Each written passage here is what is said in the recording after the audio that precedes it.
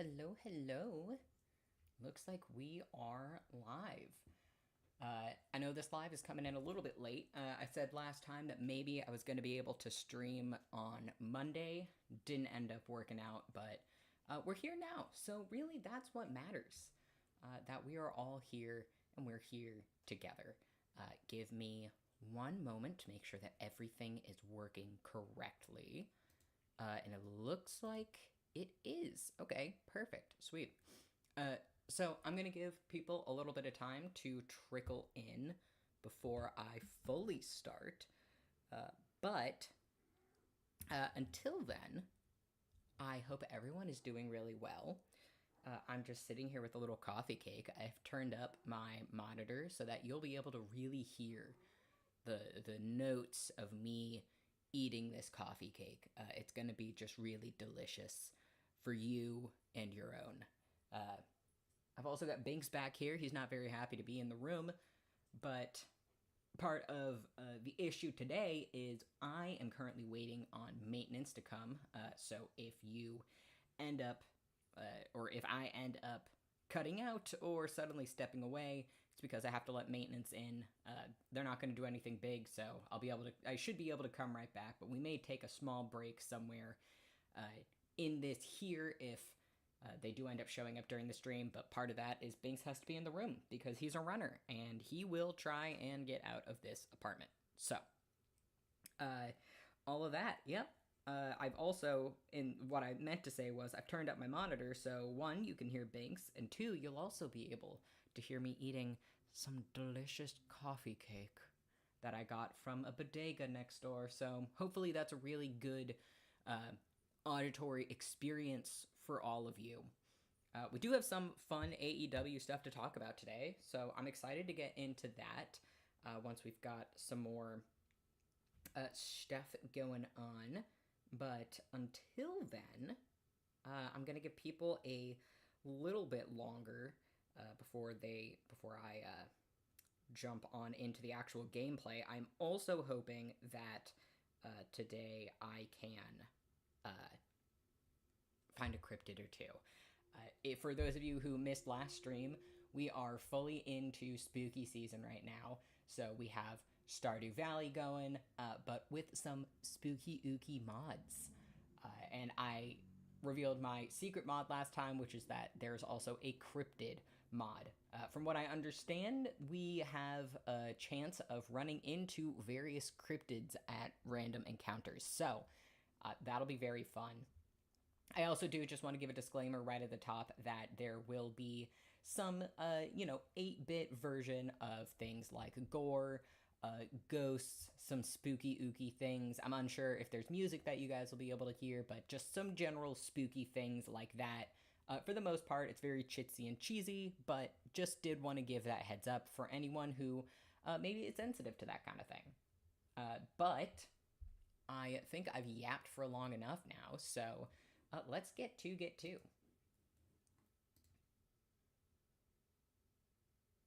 Now, I am doing this stream on Saturday before Collision, so if anything fun happens, which I think it will, because first of all, Collision is live, and whenever they have Collision live, it means that they are going to absolutely be up to some shit. But not only that, they're going to be up to some shit, and Mox is fighting Garcia. So I'm thinking, we're going to see some spooky ooky stuff going on. I think maybe we get some story progression when it comes to Wheeler Yuta. At least I'm hoping we are. So if anything happens of note, then I'm hoping maybe I can go live tomorrow to talk about it. But for now, we've just got Wednesday to go over, and I'm also going to sprinkle in a bit of just general chatting as we are wont to do. And I think I'll probably do that right up top. So, yeah, not really much has been going on lately. I have been mostly just thinking up. Binks is on the desk right now. Hey, buddy. Unless you're willing to talk to people, I have to scooch ya. You gotta scooch. There you go, bud. Okay. Yeah, not I mostly I have been spending my days thinking of one, what I am going to do on this channel in addition to streaming once I get used to the new job that I start on Monday. But also thinking of, I have cauliflower seeds. Nice. Again, it's been a while since I've played this, so hard to remember. But just thinking about other things that I want to do on this channel too, because I love streaming, especially in September. September is a bit of a difficult month for me, just for personal reasons. Uh, Binks, you're not throwing up right now, are you really? All right, gang. Give me 2 seconds. I will be right back. I gotta go clean up some cat vomit. Let me just let people know that real quick, and I will be right back.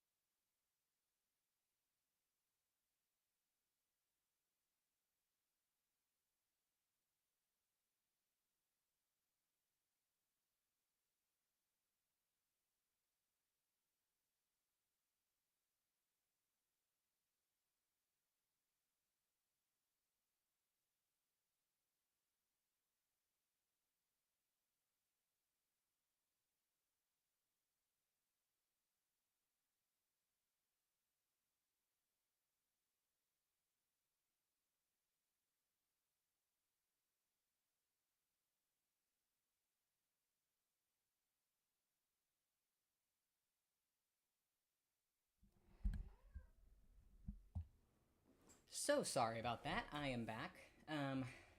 My son just has really, truly impeccable timing. But We are all settled now. What was I saying before my son decided to just absolutely upchuck in the middle of stream? There's my cat. I forgot I got my cat. And you guys named him. You guys named him Bonk. Yeah, so, thanks. So, just mostly for the most part thinking about things that I want to do with this channel other than streaming. And I have sort of thrown around the idea in my head of possibly doing something like not a video essay series akin to the video essays that I already have on my channel, because while they did get a lot of traction, and I'm very proud of them, they were the editing style with those I wasn't a huge fan of. It felt sort of sloppy and just generally not really what I wanted to be doing. So I am considering possibly doing a series that's just me sort of explaining to people different things in AEW. So if, because I see people just getting into AEW all the time, but coming up to me and being like, oh my gosh, like, I don't even know where to start watching. Like, where do I even start to understand any of these references that are happening?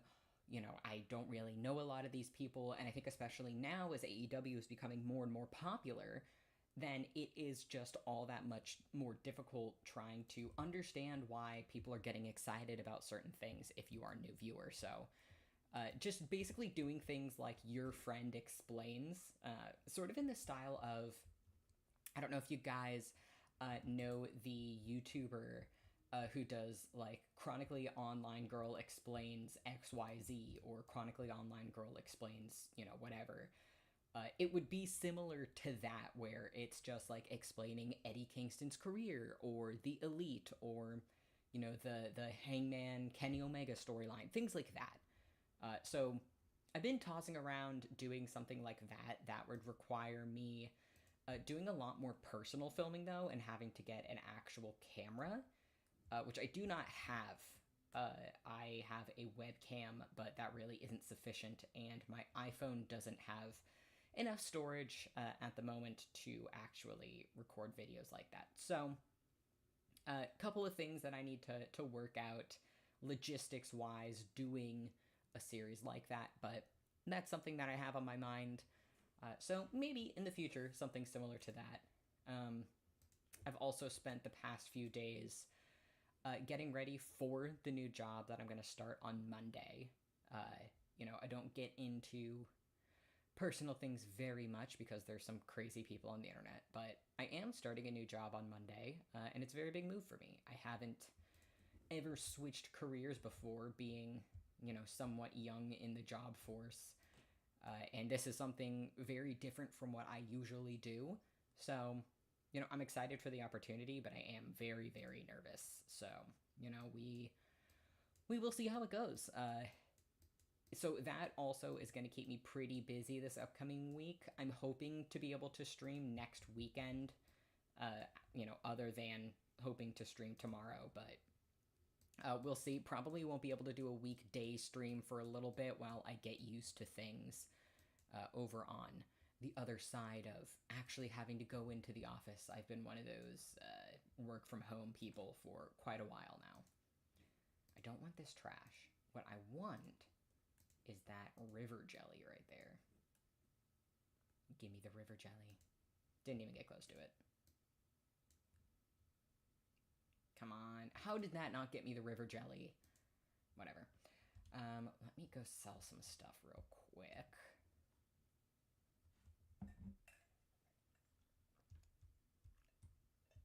I also, if you follow me over on Tumblr, just finally was able to post the editor's short guide to writing fan fiction.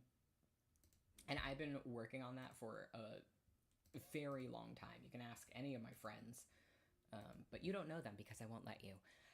But yeah, I've been working on that for a very, very long time. It's not that it's comprehensive. It's that it is... basically what I tried to do was touch base on some of the more common writing mistakes that I notice and just offering tips for those specifically with fan fiction. And then it also deals with things like, you know, common writing pitfalls and things with writer's block and how to do characterizations when there's already, you know, a good base for things, and basically tailoring the writing guide to specifically issues that you would come across with fan fiction. So that's up on my blog. So if you want to check that out, it is completely free. It's free in PDF form. The only thing is you do need a Google account to access it. But other than that, you know, that's there if you're into that kind of thing. But yeah, that's basically what I've been up to this past week. And it's been pretty fun, I will say. I've had a pretty good time. Also, we are just saving up some money so that I can improve my tools so that we can access more areas. That is, I think the point of this stream is going to be upgrading the tools and hopefully making it into the hidden forest up near the wizard's tower. We will see what ends up happening there. But yeah, that's basically everything sort of going on with me lately. So we can get into wrestling happenings. First, we can start with Wednesday. Wednesday was a pretty good show. It had a lot of sort of crazy things going on. I think there was a lot of... I'm trying to remember exactly how the show actually started. What I remember, like notable things that I remember, first and foremost, Riho comes back. Dude, I am so excited to see Riho in AEW again. I know that she unfortunately had some, I believe it was back-to-back injuries, and with her being so small, that's pretty understandable. But I'm so glad that she's back now. I am so excited to see her, especially in the title scene. I think seeing Riho against Monet will, I think, improve things for both wrestlers, because Monet, she did really well apparently over in New Japan. I haven't been able to see a lot of her stuff over there. But, you know, you've got the Japanese style of wrestling that I think they're both pretty good at. So we'll see. I think that that'll be a very exciting opportunity for both of them. I am just so excited. Riho is always like, because she is very young, right? She's a very young wrestler, but she is so good, and it is so obvious that she was trained by Kenny. But, you know, she just absolutely kicks butt. I am very excited to have her back. Because I think the other thing, too, that I've started noticing with the women's division is it's a lot of, like, big, like, tough, buff chicks. Like, you've got Chris Statlander, you've got Bazilla, you've got Megan Bain.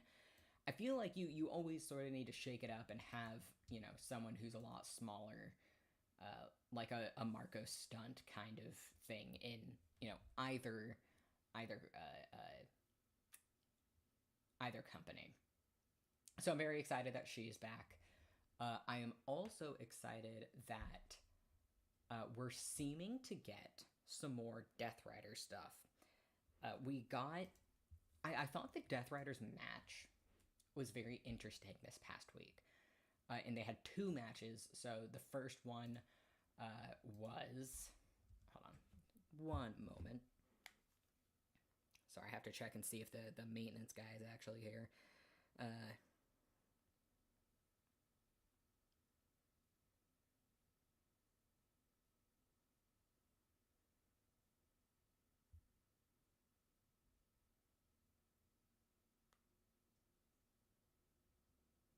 Okay, no.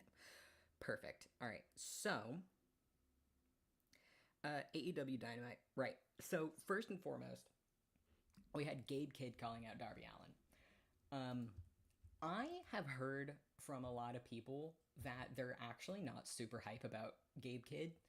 I think he is sort of a stand-in for Pac because, if you'll remember, I think it was either earlier this year or maybe even last year, Pac got pretty hurt I think he hurt his foot or one of his legs in a match, and has been out since. So I think Gabe Kidd is just sort of standing in as a body until Pac is doing better. But I almost wonder if I mention that because I think Darby pulling him in the body bag might be their way of saying, like, yeah, Darby, like, is writing him off in one of the funniest ways I think I've ever seen, which was basically Darby put him in a body bag, chained him to the back of a truck, and drove away with him. That was so funny, and also, I'm not gonna lie, looked very fun. Like, I know, like, realistically, it's probably not fun, probably, like, would actually hurt if that actually happened to you, but, like, you can't tell me you don't want to, like, try that out and see how it feels. Like, that, it looks kind of fun. I just personally would love to have someone do that to me. I just think it would be very fun. But that basically got rid of Gabe Kidd for the rest of the show in a very, very funny way. I am glad, too, because I heard rumors that Darby may have actually gotten re-injured after Forbidden Door, and I'm glad that this is sort of dispelling that Darby actually seems to be okay and is ready to continue in the Death Rider storyline. I think that is for the best because the Death Rider storyline has sort of been pocked with issues regarding, injuries preventing the story from moving forward and injuries stymieing a lot of the progress. So I'm glad that Darby is actually fine. Pac was amazing in the Indies. Yeah, I mean, Pac has had such a long wrestling career. It's very weird seeing him now because oh, it's the Linus cutscene. I love this cutscene. I'm gonna eat some of my coffee cake while this cutscene goes.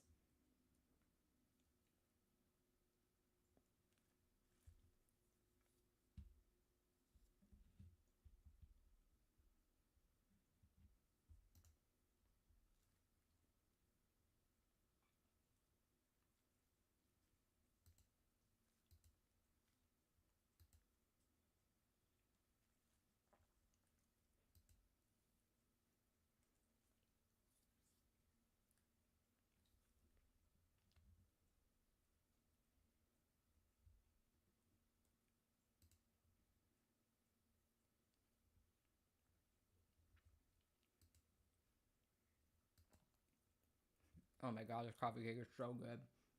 I'm literally using this as an excuse to eat my coffee cake. I'm not even hiding it.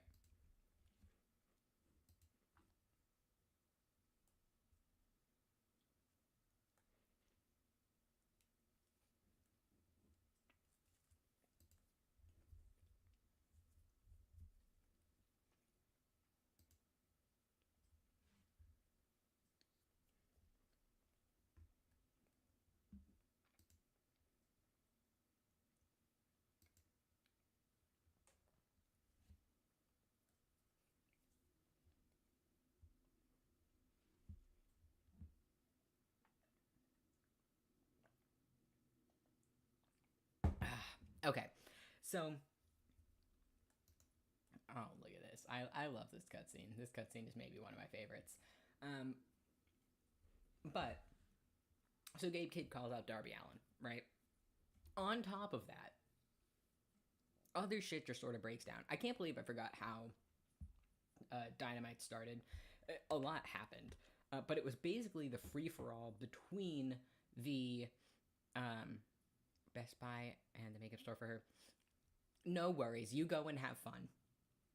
I will be here, and also you can catch everything on the replay. I talk as if I'm talking to people anyway, even if I'm not, because I just like hearing myself talk.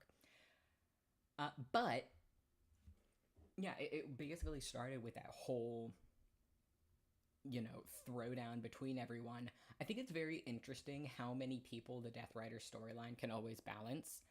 So you had Gabe Kidd coming out, you had Hook coming out. I think adding Hook into the storyline is very interesting. I'm not totally sure why they're doing it. Maybe to give Yuta something, but I feel like they could have easily roped Yuta into the. Also, we have yet to figure out who who this is, who this poor soul is. Um, but I don't know. I think it would. I honestly, I think it would be very interesting if Hook decided to have something to do with Yuta in terms of like them teaming up, right?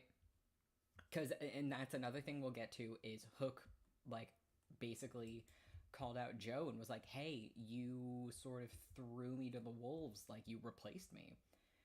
But let's not get ahead of ourselves, right? So after that whole opening shebang, we got Mercedes Monet versus Alex Windsor. And, I don't want to sound like a broken record when it comes to Mercedes because I do think she's good. I just don't understand why. And listen, I'm a fan of both of these women, Mercedes and Alex Windsor. I love Windsor. I think she's awesome. I think she is perfect for AEW. Um, the problem is, I really do wonder why we now have back to back championship matches with Mercedes Monet that end in roll ups. It doesn't. My issue with roll ups is they fit in a very specific circumstance, but in the way that they happened in Mercedes matches, it makes her look weak and it makes her opponents look weak. So I don't understand, like, dude, these are supposed to be huge matches and you're gonna end them in roll ups like every time. Like I don't know, man. It doesn't make sense to me. But we had that match. It was very good. I think they both women do very, very well. I think they're both incredible wrestlers. So, well, this is Robin offering to expand my house. Sorry, Robin. First and foremost, I gotta get some money. So yeah, that was the women's match, and it was really very good. I was very impressed with it.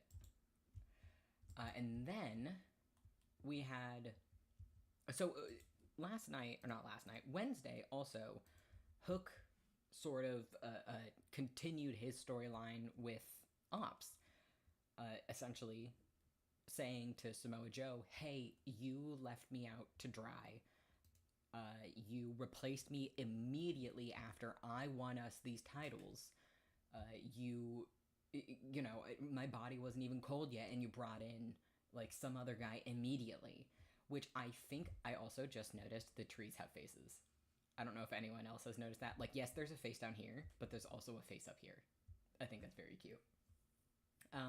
But yeah, so like basically what Hook was saying was, you replaced me immediately.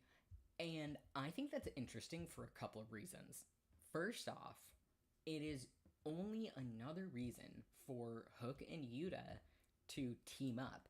Because if Yuta does end up leaving the Death Riders, which I hope he does soon, then you now have these two guys who were just completely neglected by the men who were in factions with them and who were supposed to, help them grow and learn and like make them better. And they just didn't. They replaced them or they abused them. I think that would be a really compelling storyline.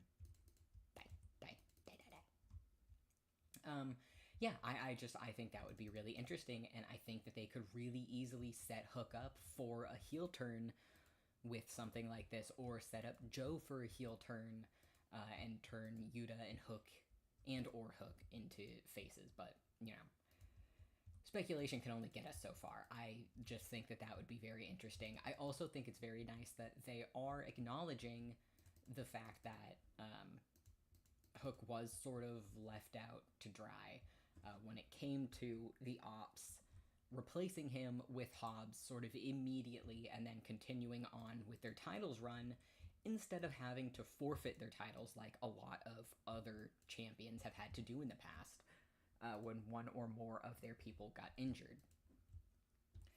Now, that to say, I would also be totally fine if this is just Hook starting off to, go on a solo run. I think he's more than capable of that. I would be very excited to see that also. Not much to say with, the next couple of segments. Ricochet versus Gates of Agony. Mark Briscoe defeats Lance Archer. Not a whole ton to say about that other than they are just, baseline entertaining. Though I will say with Ricochet, I really love Ricochet's heel character. And I think the reason I like it is because it is walking a line that so few other people I think are able to walk. Like, you had some, like, Sammy Guevara, who was, I think, trying to be a heel in the exact same character that Ricochet currently is being a heel as. If that makes any sense. I don't know if any of that made sense the way that I just said it. Basically, what I'm saying is, why don't I just eat these?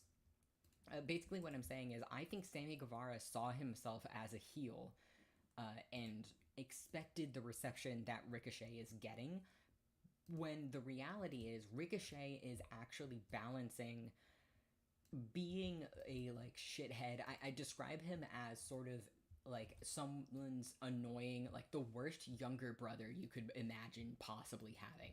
That is basically what he is like. And Sammy sort of had that like douchebag little brother energy. The problem was he did it in a way that was actually annoying and not fun to watch. And I think there are nuances to what Ricochet is doing that are preventing him from being seen that way.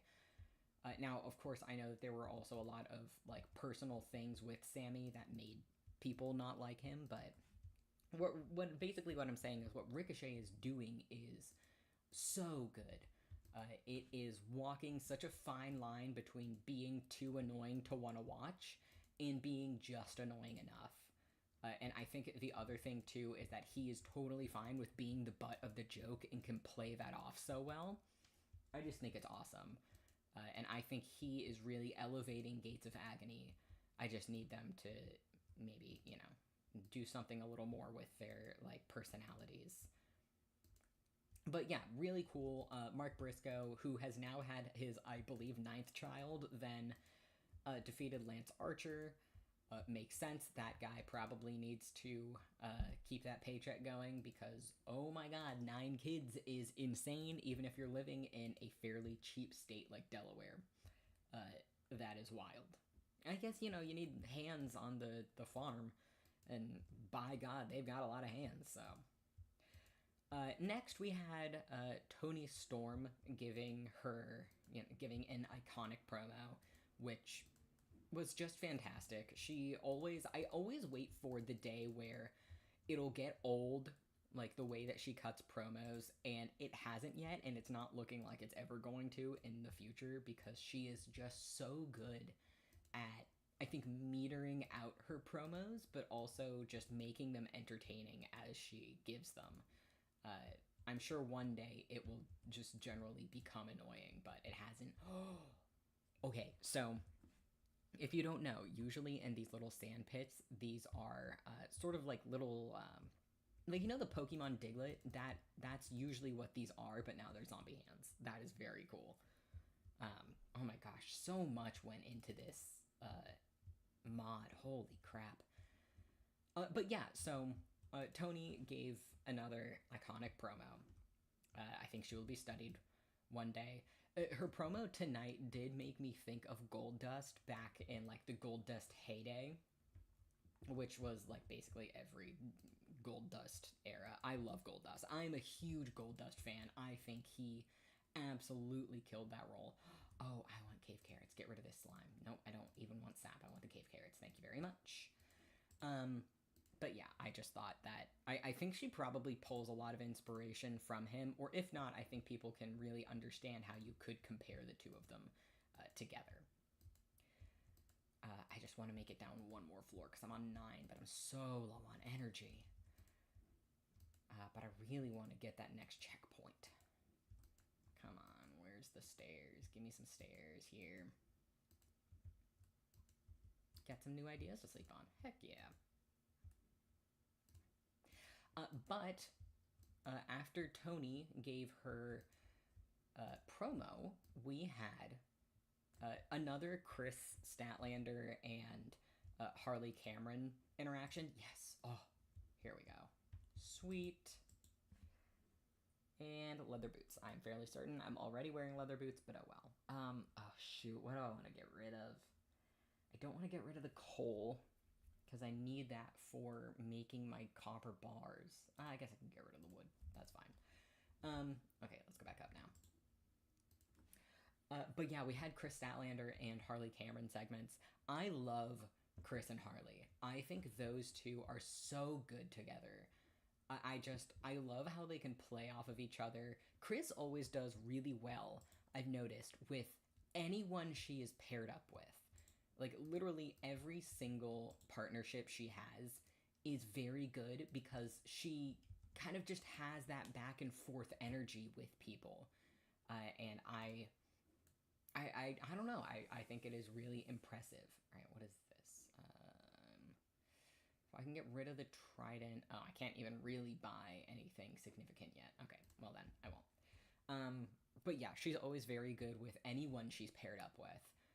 And I just think it's because she can match so many different energies. Like, Chris is a very good serious wrestler, but she's also a good comedy wrestler, and she's a good strong woman, and she's a good... I don't know if I've seen her grapple a whole lot, but she's just sort of this multi-talented wrestler, and I really want to see her back in the title scene again. But, that being said, we still have her in the Death Rider storyline, because as she was, talking to Harley and everything, we also got her interrupted by Yuta and Marina. And it is very interesting to me, the Death Rider storyline has moved very slowly, and as you can probably, tell from the Chris storyline, it is a lot of just week by week, she gets interrupted by Yuta, she gets interrupted by Mock, she gets interrupted by Yuta again. I think there's something significant with them having it be Yuta every time she's interrupted, because they do have a past together. And I think it's also very significant that they're keeping up with this. It makes me think, like, okay, something's gonna happen here. Hopefully. Either, Mox is going to try to recruit Chris, or Chris is gonna do something to show that she's getting, tougher or harder or more badass. Something along those lines is coming. And I think adding Harley to it is a good way to liven things up a little bit and add some interesting things to, not an uninteresting storyline, but something that could just start to slog if Harley wasn't there. I just think it's very interesting what's going on there between those. I honestly don't know what direction it's going in right now, so we will see. We will see. Okay, I want to be able to break down this tree. I don't remember if I have to update my axe once or twice to get it, though. So we may not be able to make it this stream. I'm not going to stay on for too long, because I just have to clean. I've been too busy this week to clean, so we won't be on for super long, but we'll be on long enough. Coffee sit break. Okay, so...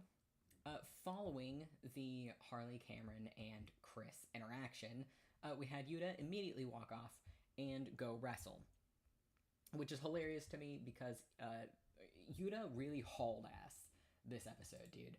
Like, he took a skateboard with thumbtacks to the back and then proceeded to wrestle and then made another, appearance. He just was absolutely hauling ass this episode. But we had the tag team championship, which was Brodita versus Claudio and Yuta. Now, first and foremost, I was just happy to see Yuta and Claudio tag teaming again. I love those two together. I think the Claudiutes team, as it is wont to be called, is so good because they work together so well, and they have just so much chemistry together, and you can tell how much they probably practice together. And, it is sort of a nod to what the BCC used to be, which was, for the most part, I think towards the latter years, mostly Yuta and Claudio teaming together. Like, Mox was doing his own thing, usually with the championship. Brian was doing his own thing. Yuta and Claudio were the two who really stuck together a lot. And so I think having those two tag team, it was just really nice. I don't know if it's indicative of where the story is going. I hope it is, because I think bringing Claudio into things as, if Mox ends up doing something to Yuta, or if Yuta ends up leaving, maybe having Claudio have some sort of reaction to that, like, I think that would just be interesting because it would improve on Claudio's character, and it would also go to show how important Yuta was to the Death Riders, back in the day. But, we don't know where it's going yet. Basically, for if you weren't able to see, Yuta wound up getting pinned despite Death Rider's interference. And I've said this before, I've said this on streams before, I think it is so interesting that the Death Riders cannot win. Like, if you have watched the past few matches that the Death Riders have had, even since Mox won the... Hey, can this bat leave me alone? Ever since Mox lost the title, they have basically not won any significant match. And that is just very interesting to me. And it's not just because they're having Yuta wrestle, because Yuta's not the only one taking the pins. Mox is getting pinned, Claudio's getting pinned. I don't know what it's trying to say, but I think it's very interesting that they just, literally, they keep losing. And you see Mox getting more and more delusional because they are not the top guys anymore. All they can do is out of the ring violence. There's no more in-ring domination. And that went to show with Yuta in this match. I also think it's very interesting that Yuta really isn't experiencing any pushback from losing, because then he went on to, I believe he then wrestled on the ROH show that took place, I think it was the next night, and, Mox was super chill with him. Mox was, giving him little scraps of affection. But, that to say, I don't know if anyone else caught this, when Mox came out on Wednesday, and towards the beginning of the show, after Yuta had taken the skateboard with the thumbtacks to his back, I believe Mox was looking down at him with just, like, this overt face of, like, disgust. And I don't know if that was supposed to be something, but it was very interesting to me, is all I'll say. I am unsure where Mox stands with Yuta, but every interaction I'm trying to read into it and see, like, does it look like Mox is disappointed with him? Is Mox trying to, replace him with Garcia? I don't know. I think we'll actually get more answers tonight. So, we shall see. But after that, we then had Okada and Takeshita talk to each other. I think, aside from whatever you think about the actual rivalry between those two, I think it is absolutely going to... I don't know how early I can swear on stream. It is going to haul ass, first of all. I think it's going to go very quickly because people just want to see these two wrestle each other. They just want to see these two fight. And oh my god, I also want to see these two fight. Takeshita, I was thinking today, back on when Takeshita first joined in AEW, he was like, they called him Cinnabon because he loved Cinnabon. If you haven't watched AEW since, Takeshita showed up, when he first came to the United States, he loved Cinnabon. That was like all that his social medias were. He just kept going. And he was just super cute, super sweet. Like, people just adored him. And, he was like this young-ish guy, but you knew that he had a lot of talent because he was coming from New Japan and people had spoken very highly of him, including Kenny. And he has just, like, year by year gotten so good. I would love to see him go up against Okada. Like, just so badly, I want to see him and Okada go at it. Wrestling-wise, I mean, of course. Not making it weird. But yeah, I think those two are going to be very, very good. We had Hurt Syndicate go ahead and accept Ricochet's challenge. I don't really know how I feel about Hurt Syndicate nowadays. I think it's very strange that their storyline with MJF ended the way that it did. I think they need to find a niche. And honestly, I think that niche, and it's gonna seem sort of contradictory to what Hurt Syndicate is, I think comedy would be so good for those guys. Like, give me a fun, happy-go-lucky, like, comedy skit with the Hurt Syndicate. Like, just get us on board with Bobby and Shelton, because they can do comedy wrestling. They can be funny guys. And I want to see more of that. I want to see them being funny and just like having fun and like get us attached to them.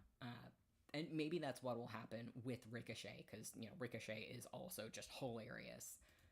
So, you know, who knows? We will see.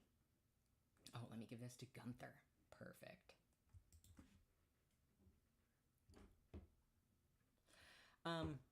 You know, and then after that, there was some like FTR stuff. I don't know, man. I was really behind FTR going heel, and I still kind of am. The problem is, I think the best part of FTR right now is Stokely, because I just love Stokely. I think, honestly, the best parts of this storyline are Stokely, and then Cope and Christian Cage's sort of weird dynamic, just because they're not the, oh, this is, you know, his redemption story, and Christian's gonna be a good guy now, and you know, that's not how it's going. It's, no, Christian's still a douchebag, but also he and Cole have been married for several years, and this is just how they do things. And so Cope is just going to deal with his weird, mean husband. So yeah, that's basically what happened with the whole FTR and everything. Not a whole lot. You know, they brawled, they did this, they did that. I think it's all of it is setting up for All Out, which I think if you were here last stream, and maybe the stream before that, I incorrectly assumed that the next pay-per-view was going to be Wrestle Dream, and I don't know why I thought Wrestle Dream was going to be the next pay-per-view. I think Wrestle Dream is the pay-per-view after, but All Out is on the 20th. So All Out is going to be the next pay-per-view. It was just announced for, I think it starts at 3 p.m., and it's on a Saturday, which is great. I love that. I think most of AEW's pay-per-view should be on Saturdays. I don't know if it's not a great time spot, and that's why most pay-per-views are on Sundays. I don't know. I think all of them should be on Saturdays so that I don't have to wake up super early at work the next day and just be dead. But, you know, that being said, I'm very excited for it. I think All Out's going to be good. All Out usually is very good. And I think, actually, you know what, we'll talk more about All Out when we're done talking about the actual Wednesday show. Because the next thing that happened was the 8-man tag with Fletcher, Josh Alexander, and the Young Bucks versus Hangman, Kenny, and Jet Speed.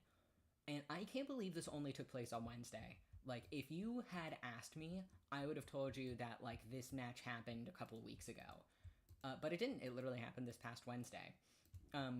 First of all, I just want to say I love Kyle Fletcher. I don't know if anyone noticed when Fletcher came out, though. I think his pants are tearaway pants, but there was like a huge hole in the bottom, and I was like, oh, that's, well, I mean, Don Callis has been tweeting a lot about, you know, breeding his men, and so, you know, maybe, hey, listen, I'm not his PR guy. Maybe that's on purpose. And maybe Callis is really doubling down on things. Who knows, you know? Judge not, lest ye be judged. What those men get up to in their spare time is their own business.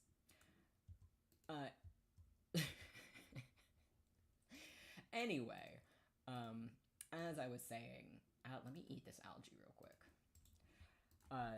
Kyle Fletcher is so good, dude. I think I literally went on a whole rant about it last stream, but oh my god, he is so good, and he has done so well for himself. Like, a lot of people wouldn't have been able to make it after separating from the superstar who kind of gave them their start, right? Because Will Ospreay was, you know, the guy who really helped out Fletcher at the beginning. And, like, when Fletcher separated from him, I was like, oh man, I don't know if Fletcher's gonna be able to, you know, really, ooh, carrot seeds. All right, let's get rid of this clay. I don't need clay. but yeah, like I don't know. And he has literally just like taken off, dude. He's so good. I'm so excited to see what else he does. I'm excited that he's the champion, so we get to see him wrestle consistently. But of course, the most notable thing in that match was the Young Bucks and Hangman and Kenny, because and again, you know, I know a lot of people are just getting into AEW like recently, uh, but Kenny, Hangman, and the Young Bucks have a very long history. I'm sure many people know that, but if you don't, just wanted to put that out there. Why do these bugs look different too? What even are they? Oh man, this trident might not be great for this because I don't get that sweeping motion. Oh, come on. An anchovy friendly has begun on the beach. Wow. But yeah, so seeing them in the ring together for, I believe, the first time since that tag team match for the titles, where it was Kenny and Hangman versus the Young Bucks when things were, you know, again, really tense with the Elite. It was insane to me to see the way that they've all grown and to see the different places that they're at in their careers now. And I don't know, they always tell such a good story while doing so little in terms of not needing to do these huge long promos. Like, so much of their storytelling is told in ring. And that is something that is so difficult to do. But they always do it, and they always do it so well. And just seeing the Young Bucks and seeing Kenny and seeing Hangman together and just knowing, hey, what's up with this guy? Hey, do you see this guy? He's got like eyes. What happens if I... Oh, because he's a crab. Okay, that's very cool. I like that a lot. Is that a cherry bomb? I actually do need that because I'm super low on energy. Sorry, Fiber. I'm just gonna... Juju out of the way. Let's put it here. Kill these little grubs. Huzzah. Oh, and you're gonna come and attack me. And I am out of energy. I really should buy a backpack next. Let me get out of here real quick. But yeah, so basically seeing the Young Bucks standing across from Hangman and Kenny was like, it gave me chills. It was so satisfying and so exciting to see those guys matching up again. And they did just fantastically, because you have the Bucks who are sort of down on their luck, and they've been humbled and they've been completely brought down from the like high horse that they were on. I also, like, side note, adore how the production team just constantly bullies them. I really hope this doesn't stop. I want to see them bullied for at least another year. I'm sure it's going to get old, but not to me. But I am so excited. I'm so excited to see where that goes and how that ends. And I am just hoping that what happened at the end of the match, which was Kenny being brutally attacked by the Don Callis family, after, you know, Kenny has this moment where, you know, they lost. I believe it was one of Jet Speed getting pinned, which, first of all, matching up Hangman, Kenny, and Jet Speed was like just the queerest team that has ever, like the queerest four-man team that AEW has had to date. It was incredible. I loved it. It was incredible. But I believe it was Kevin Knight who got pinned, and then immediately afterwards, it was then Hangman and Kenny who got attacked, and you have this moment of like Kenny shielding Hangman with his body and just sort of really driving home how important these men are to each other after everything that they've done to each other.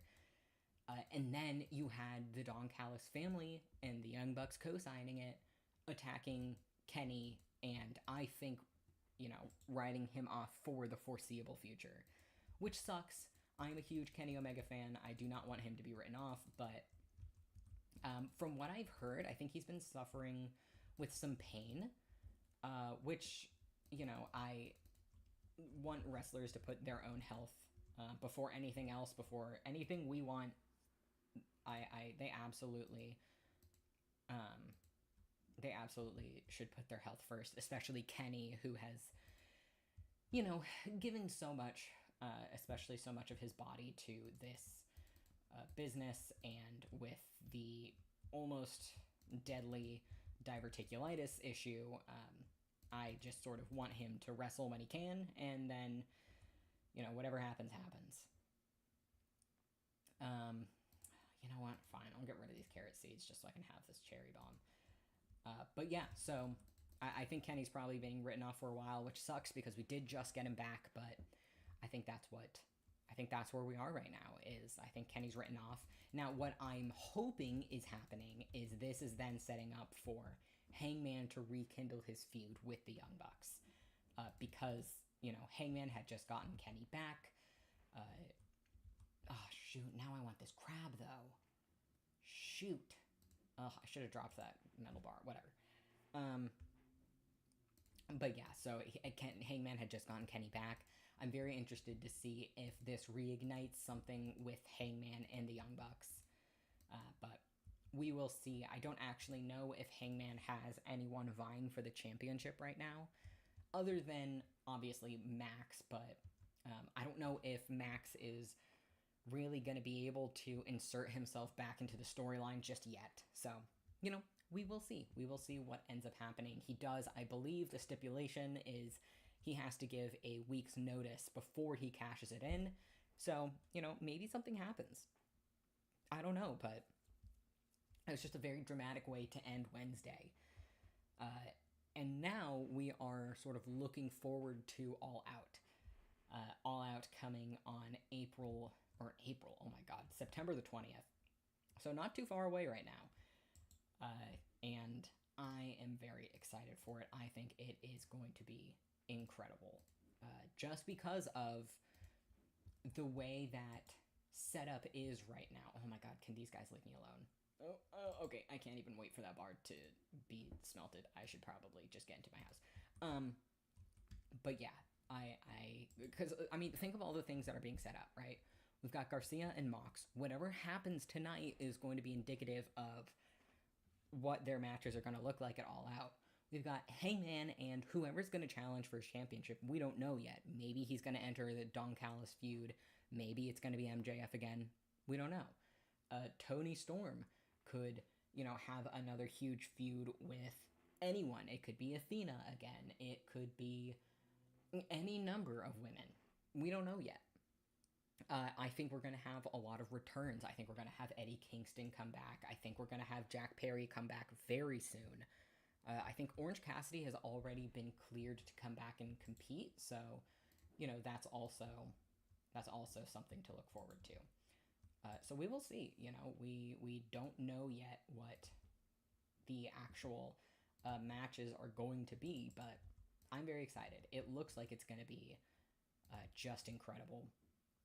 All Out does tend to be like a very big... I think All Out and Full Gear tend to just go absolutely off the rails. So we will see.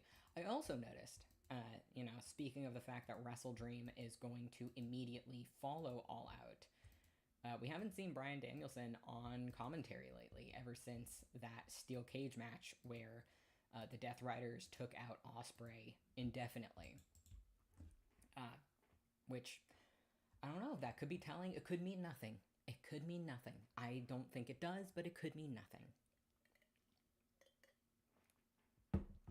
But yeah, I don't know. I feel like tonight is going to be very indicative of where things are going to go. I think Mox and Garcia have their match and maybe hint at what things are going to look like moving forward. If Mox is trying to just recruit Garcia, or if he's trying to replace Yuta with Garcia. We'll see. I don't know. I think it's all very telling.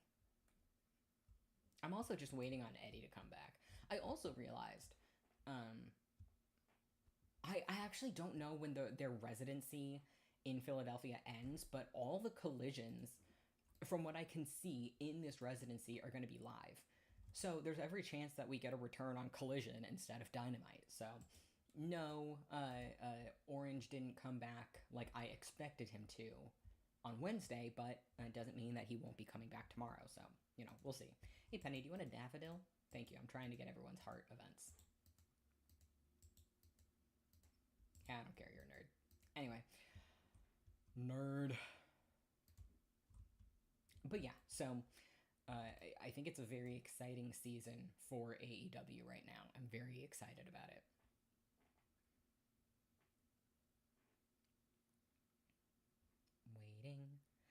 Waiting on the thing to bob.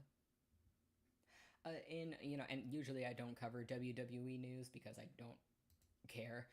But I did see that AJ Lee is back in WWE, which I think is very interesting. I mean, it makes sense. I highly doubt she'll be wrestling. From what I understand, she had like one of the career-ending neck injuries. And I think she has been very focused for the most part, like as a very successful writer. So maybe she'll be a writer in WWE. Maybe she's going to be working backstage, but I did see the news that she is back with them. What that means, I don't know. I don't really know the nuances of it, but I think it's interesting. I was a fan of her when I was younger. I think if she did the same character that she did when she was in WWE now, it would be a little cringy, but like back in the early to mid 2000s, it was sort of perfect. So, I think that she's good anywhere. I think she's talented. I think she's got a lot of creativity. Obviously, she's been very successful writing books and comic books. So, we will see. But that was really exciting when I learned that she was sort of back in WWE. I don't know if maybe she's doing the pro wrestler thing where she's going to wrestle with that career-ending injury. Who knows? I hope she doesn't. I want every wrestler to keep themselves safe, but, it is what it is. 789. Let's get 10 of these. Let's get... I don't want more bean starters. I hate beans. Let's get some potatoes. It's the 11th. Oh, yeah, we got plenty of time for other stuff. All right. And then how much is this? 2,000 gold. Damn. All right. Anyway. But that's very exciting. I haven't heard a lot else out of WWE except for, obviously, the counter-programming stuff that they've got going on against AEW. I think that's just loser behavior.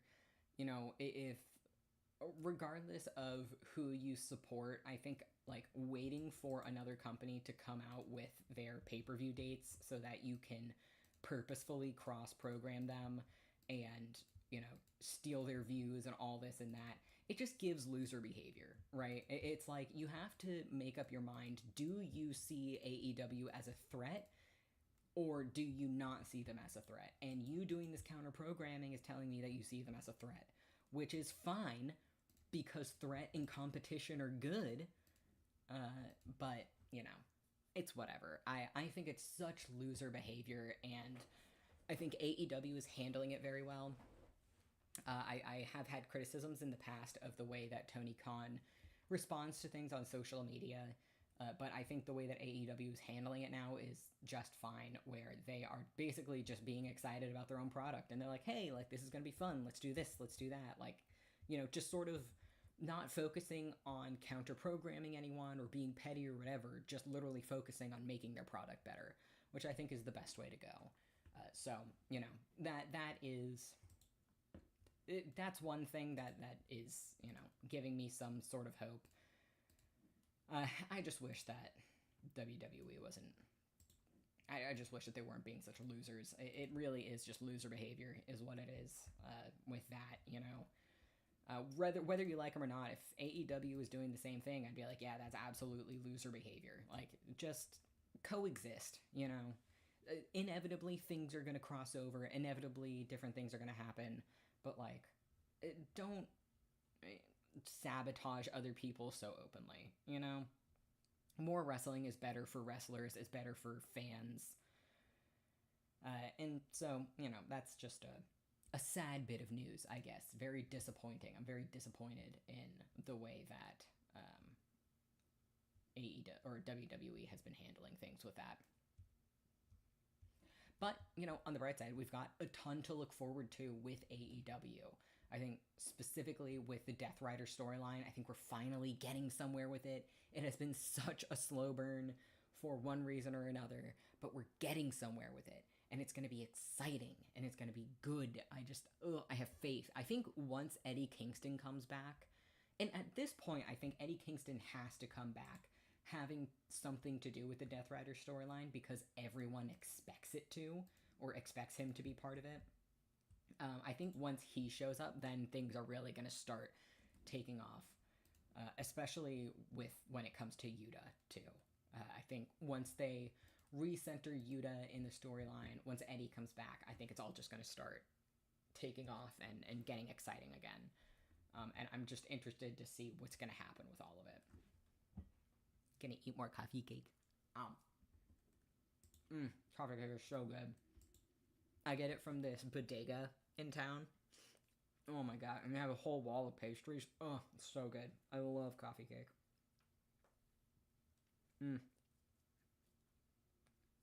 But yeah, it was an interesting decision to stream today instead of tomorrow, where I could then have recapped Dynamite and Collision, but that wasn't what I chose to do. I chose to do this instead. I think I'm going to get through one more day, and then I will have to call it quits just so that I can, and by one more day, I think I mean I'm going to get to the end of this day, and then log off just so that I can go and get some cleaning done, because God knows I need to do some cleaning. I have not cleaned in, well, we don't need to discuss how much maybe I have and have not cleaned, but it's been a hot second, so I can't get over how much I love this mod. This mod is so cool. It's so nice.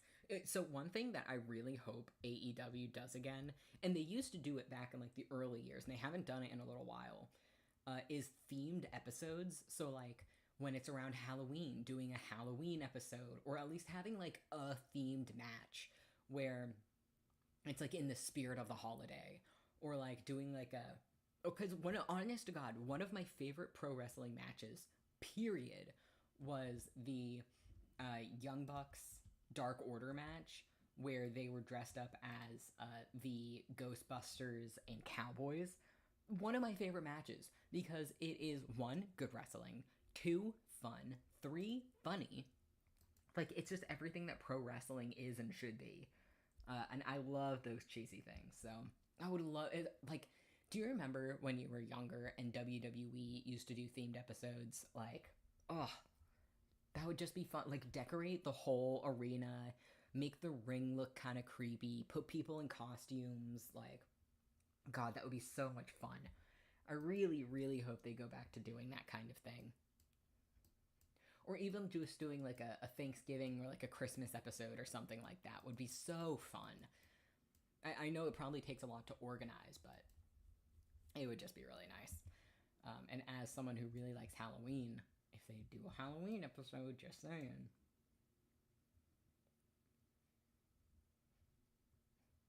Now, we really haven't run into many cryptids in this one. I think that there is one in the Hidden Forest, because I saw it in the thumbnail of the mod. I'm not sure which one it is, but like, I think that they're like random encounters, so they won't happen all the time. So some of them may just be for certain seasons or, you know, what have you. But man, I really want to run into them. I'm also hoping that there's like some fun Christmas mods, because once it's past Halloween, I am going to switch these mods to Christmas mods. Just, you know, for the spirit of the season, and also because November is Christmas season. Screw Thanksgiving, I can overeat any night. But, you know, we will see. So we're just waiting on that axe to come back. And then once that's done, we can upgrade it again and get into that secret area in the forest where I think the next cryptid is. And maybe we'll try and do that tomorrow. I really will try to stream tomorrow. I have to do some things getting ready for my new job. Like, I have to go get a haircut. I need a haircut so bad. I'm starting to look like a 12-year-old, like, Justin Bieber. It's brutal. So I need to get like a haircut. I need to do some like other prep work and stuff, but we'll see. I really am just like, man, I hope they do something with Mox and Garcia tonight. I just because it could be so compelling. They could go so many different directions, and all of them are so good. Oh, I'm so excited for tonight. I'm so excited for Collision. And I also love that all the collisions are going to be live for this residency because that means that anything could happen, right? Like, usually when they pre record a collision, they don't do anything super crazy because they know that, okay, a set of fans are going to be aware of what has happened and they'll leak spoilers online. And so they can't do anything super crazy, right? Because it's pre recorded and people will leak it online. So whenever it's live, that's when I feel like they kind of go like balls to the wall, where they're like, all right, everyone's seeing this for the first time. Good luck, leaking anything. It's gonna be crazy. Yes, I got river jelly. Let's go. Let me actually get rid of these spectacles. Also, another cool thing, if you use HBO Max with to watch AEW, the pay-per-views are now $10 cheaper. They're now just $40 instead of $50, which I'm very excited about because I was buying it on Amazon where they were actually like $55 and it sucked ass. So I'm excited to get some of that good savings. And I also just think it's just nice because I know a lot of people when they started the HBO Max deal were like, hey, I thought pay-per-views were going to be cheaper. I thought this was going to happen. I thought that was going to happen. And it looks like all that stuff is actually going to happen. It's just happening in stages. So like the discounted pay-per-views, that's going to come later. Starting with All Out now. Or, the backpiling the pay-per-views or what have you, that's gonna come next. I really hope that they upload the 2020, I think it's 2021 to 2023 episodes because that was some of the best content that they did. Like 2021 was so good, dude. I really hope that they end up uploading the rest of that.